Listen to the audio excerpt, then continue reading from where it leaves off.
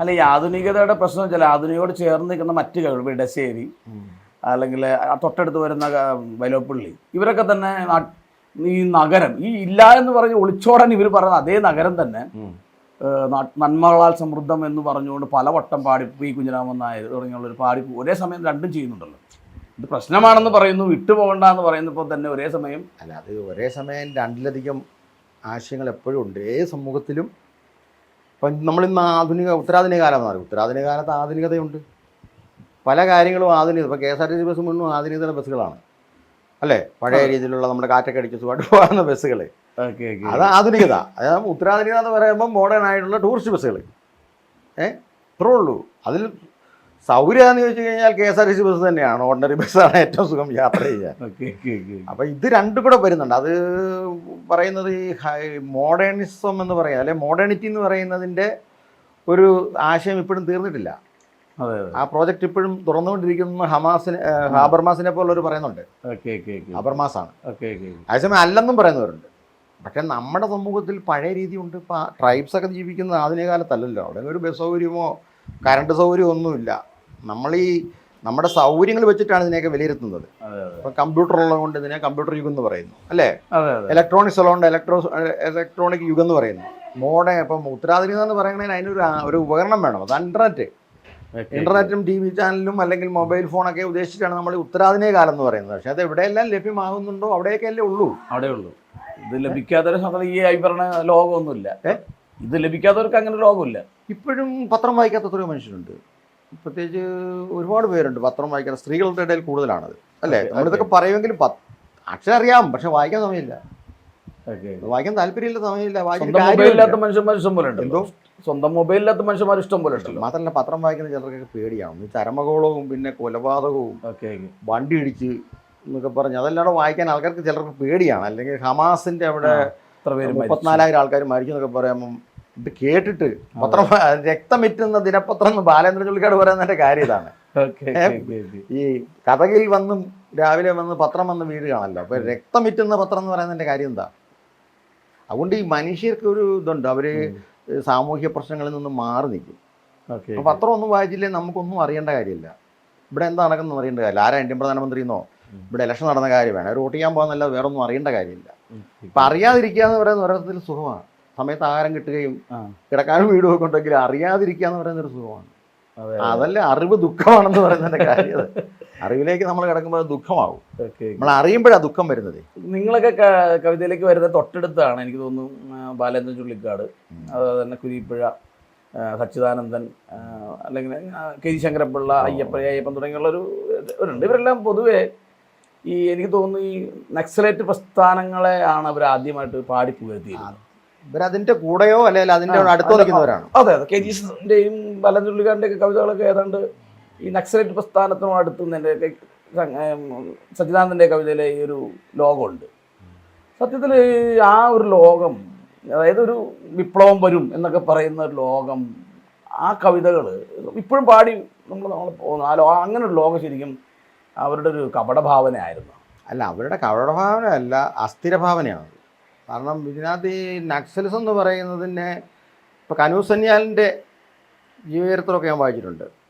ഭയങ്കര സംഭവമാണ്. അതാണ് അതിനകത്ത് എടുത്തു പറയാവുന്നത്. ഇപ്പം ചാരു മഞ്ചുന്താറിൻ്റെ പോലും ഒരു ബൗദ്ധികമായ ഇതാണെങ്കിൽ കനൂസന്യാൽ സാധാരണ മനുഷ്യരുമായിട്ട് ഒത്തുനിന്ന മനുഷ്യനാണ്. അയാൾ മരിച്ചപ്പോൾ അയാൾ ആത്മഹത്യ ചെയ്യായിരുന്നല്ലോ. അയാൾ മരിച്ചപ്പം ആ നാട്ടിലുള്ള ആൾക്കാരും കടക്കാരും എല്ലാം എഴുന്നേറ്റ് നിന്ന് ബഹുമാനിച്ച ഒരു മനുഷ്യനാണ്. ഇന്ത്യയിൽ അദ്ദേഹമാണ് ഏറ്റവും വലിയ നക്സലേറ്റ് എന്ന് പറയുന്നത്. അപ്പം ഇവരെല്ലാവരും മാറിയില്ല. അതിനകത്ത് ശങ്കരപ്പിള്ള സാർ മാത്രമാണ് അതിനകത്ത് ഇപ്പോഴും ഒരു ആത്മാർത്ഥമായിട്ട് നിൽക്കുന്ന ഒരാൾ. ബാക്കി എല്ലാവരും അതിന്ന് മാറിപ്പോയി. അല്ല, അവര് വെറുതെ മാറുമല്ലോ. ഞാൻ ബാലേന്ദ്രൻ ചുള്ളിക്കാട്ടൊക്കെ സംസാരിക്കാൻ അദ്ദേഹം പറയുന്നൊരു കാര്യം, അതൊരു കാൽപ്പനികമായ ഒരു ലോകം തന്നെ ആയിരുന്നു. അതായത് അവർ തന്നെ സമ്മതിക്കുന്ന ഒരു കാര്യമാണ്. ഓക്കെ, വേണു പ്രസ്ഥാനം പിരിച്ചുവിടുന്നു, അല്ലെങ്കിൽ അതിനെ പിന്നീട് തള്ളിക്കളയുന്ന ആ ഒരു അവസരം ഉണ്ടല്ലോ. അപ്പം അന്നുണ്ടായ കവിതകൾ ഇപ്പോഴും വേറൊരു തരത്തിൽ പഠിപ്പിക്കപ്പെടുന്നു. എന്നാൽ പ്രത്യയശാസ്ത്രത്തെ ഈ പറയുന്ന കവികളോ അല്ലെങ്കിൽ അതിന് നേതാക്കളോ തള്ളിപ്പറയുകയും ചെയ്തില്ല. അല്ല, അതിനകത്ത് വേറൊരു കാര്യമുണ്ട്. ഇപ്പം നക്സലേറ്റ് പ്രസ്ഥാനവും ക്രിസ്ത്യാനിറ്റിയും നമുക്ക് താരതമ്യം ചെയ്ത് നോക്കാം. ഇപ്പം ക്രിസ്തുവിൻ്റെ ഐഡിയാസ്, ക്രിസ്തു ജീവിച്ചിരുന്നത് BC അവസാനം AD ആദ്യമാണല്ലോ. പുള്ളി മരിച്ച കാലത്തും അതിന് ശേഷവും വലിയ പീഡനങ്ങളാണ് AD 3-ാം നൂറ്റാണ്ട് വരെ ക്രിസ്ത്യാനികൾക്കെതിരെ ഉണ്ടായിട്ടുള്ളത്. പക്ഷെ അവരെ ഇട്ടേച്ച് പോയില്ലല്ലോ. അതെ. അവരത് കണ്ടിന്യൂ ചെയ്ത് ഇന്നും നിലനിൽക്കുന്ന വലിയൊരു സംഭവമായി മാറിയിട്ടുണ്ട്. ഇതുപോലെ മുസ്ലിങ്ങളുടെ ചരിത്രവും വായിച്ചാൽ നമുക്കത് അറിയാൻ പറ്റും. ഓക്കെ. ഇവരെന്തിനാണ് ഇട്ടേച്ച് പോയെന്നാണ് എൻ്റെ ചോദ്യം. ഇവരിട്ടേച്ച് പോകാനുള്ള കാരണം ഇവർക്ക് ചില മോഹങ്ങളുണ്ടായി.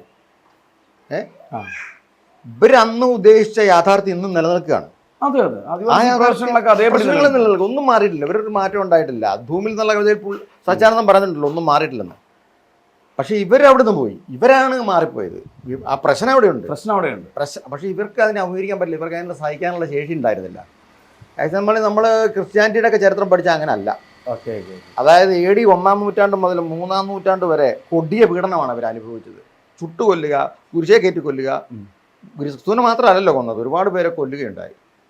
ഇതുപോലെ ഈ ഇസ്ലാമിൻ്റെ ചരിത്രം നമ്മൾ നോക്കി കഴിഞ്ഞാൽ അങ്ങനെയാണ്. ആദ്യകാലത്ത് അവരനുഭവിച്ച പീഡനങ്ങളൊക്കെ വലുതാണ്.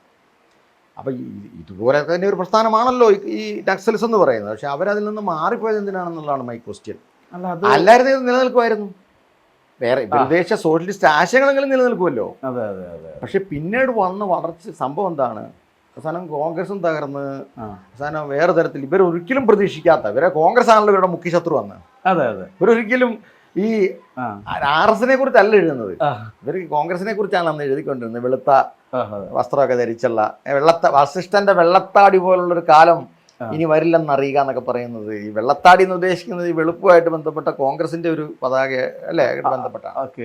അല്ല, അതെ, അവരുടെ പുള്ളിക്കാരൻ ഇക്കാര്യം പറയുന്നുണ്ട്. അതായത് ഇപ്പോൾ ഈ അന്ന് കവികൾ പാടിയിരുന്നപ്പോൾ നക്സലേറ്റ് പ്രസ്ഥാനം ശക്തമായിട്ട് നിൽക്കുന്ന സമയത്ത് ആഭ്യന്തര വകുപ്പ് മന്ത്രി K. കരുണാകരനായിരുന്നു. ഈ K. കരുണാകരനെ മലയാളികൾ എത്രയോ വട്ടം മുഖ്യമന്ത്രിയാക്കിക്കൊണ്ടാണ് കേരളം പിന്നെ നിലനിന്നത്. അപ്പോൾ അതുകൊണ്ട് ഇവർ പറഞ്ഞ കവിതകളൊന്നും ആ തരത്തിൽ അടിത്തട്ടിൽ നിന്നല്ല, സമൂഹത്തിൽ അങ്ങനെ വർക്ക് ചെയ്തെങ്കിൽ ഈ പറയുന്ന ആ ഒരു ലോകം പിന്നെ വരില്ലായിരുന്നല്ലോ. ശരിക്കും പറഞ്ഞാൽ ആ കവിതകളെ തള്ളിക്കളയല്ലേ ചെയ്തത്. അല്ല, കവിതകളെ തള്ളിക്കളയെന്ന് പറയാൻ പറ്റില്ല. ജനങ്ങൾക്ക് ഒരേ സമയം രണ്ട് മൈൻഡ് ഉണ്ടാവും. മനസ്സിലായില്ലേ? ഇപ്പം തന്നെ ഇലക്ഷൻ നോക്കും, നരേന്ദ്രമോദി തന്നെ ഭരിക്കുന്നു. അതേസമയം രാഹുൽ ഗാന്ധിയാണ് ഇന്ത്യയിൽ ഏറ്റവും കൂടുതൽ ജനകീയനായി മാറി. രണ്ട് സ്ഥലത്ത് നിന്നിട്ട് ഭയങ്കര അപാരമായ ഭൂരിപക്ഷമായിരുന്നു. ഈ വൈരുദ്ധ്യം എപ്പോഴും ഉണ്ടാവും. അതങ്ങനെ എല്ലാ സമൂഹത്തിലും ഒരു വൈരുദ്ധ്യം ഉണ്ടാവും. അപ്പം ജനങ്ങൾ ഇപ്പം ഇടതുപക്ഷം AR ഗൗരിയമ്മയെ പുറത്താക്കിയെങ്കിൽ പോലും ഗൗരിയമ്മയ്ക്ക് വലിയ സപ്പോർട്ടുണ്ട്. ഇതെപ്പോഴും ഉള്ളൊരു സംഭവമാണ്. ഈ ഒരേ സമയം രണ്ട് സ്വഭാവം. അതായത് വൈരുദ്ധ്യം എന്ന് പറയുന്ന മൈൻഡിൻ്റെ ആ ഒരു സാമൂഹ്യ മനസ്സുണ്ടല്ലോ, സമൂഹ മനസ്സ്, ഒരു കളക്റ്റീവ് കോൺഷ്യസ്നെസ്സിൻ്റെ ഒരു വൈരുദ്ധ്യം അതിനകത്തുണ്ട്. അതെല്ലാ സമൂഹത്തിലും ഉള്ളതാണ്. അത് നമ്മൾ പറയുമ്പോൾ അതിന് യുക്തിക്ക് നിരക്കുന്ന കാര്യങ്ങളല്ല. K. കരുണാകരൻ ജയിച്ചത് എന്നാന്ന് വെച്ച് കഴിഞ്ഞാൽ K. കരുണാകരൻ കർക്കശനായിരുന്നു. അയാൾ നക്സലേറ്റുകാരെ ഒരുപാട് ഉപദ്രവിക്കുകയും ഒരുപാട് പീഡിപ്പിക്കുകയും ചെയ്തിട്ടുണ്ട്. പക്ഷേ ആ പീഡനത്തെ അവർ അതിജീവിക്കണമായിരുന്നു. ഇതിലും കൊടിയ പീഡനങ്ങളല്ലേ ഞാൻ പറഞ്ഞ അവരെ ക്രിസ്ത്യാനിറ്റിയൊക്കെ അനുഭവിച്ചിട്ടുള്ളത്. അത് ഇന്ന് ഇത്ര ഇവരോട് പറയുന്ന പീഡനങ്ങളൊന്നും കുരിശെ തറയ്ക്കാൻ തന്നെ കുഞ്ഞു കളിയാണോ? കുരിശെ തറയ്ക്കാന്നാണ്. അപ്പം അത് ഇവർക്കുണ്ടായില്ല, ആ ഒരു ബലം ഉണ്ടായിരുന്നില്ല. ആ ബലം ഉണ്ടായില്ലെന്ന് പറഞ്ഞാൽ ഇവർക്ക് ഇവരുടെ ഐഡിയോളജിയിൽ സംശയം വന്നു. ഒന്നാമത്തെ ലോകം മുഴുവൻ ഐഡിയോളജി നശിച്ചു. ലോകത്ത് 5 രാജ്യങ്ങളിൽ മാത്രമേ കമ്മ്യൂണിസ്റ്റ് ഇപ്പോൾ ഉള്ളൂ. പിന്നെ കേരളത്തിലെ ഈ ഒരു ഇടതുപക്ഷ ഇന്ത്യയിൽ 3 സ്ഥലത്തുണ്ടായിരുന്നു, ഇപ്പം കേരളത്തിൽ മാത്രമേ ഉള്ളൂ. കേരളത്തിൽ എന്ന് പറയുമ്പോൾ കേരളത്തിൻ്റെ കുറച്ച് പേരല്ലേ, എല്ലാവരും ഇല്ലല്ലോ. അപ്പം അങ്ങനെ വന്ന സമയത്ത് സ്വാഭാവികമായിട്ട് ലിബറൽ ക്യാപിറ്റലിസവും കടന്നു വന്നപ്പം പിടിച്ചിരിക്കാൻ പറ്റാമെന്ന് പോയി.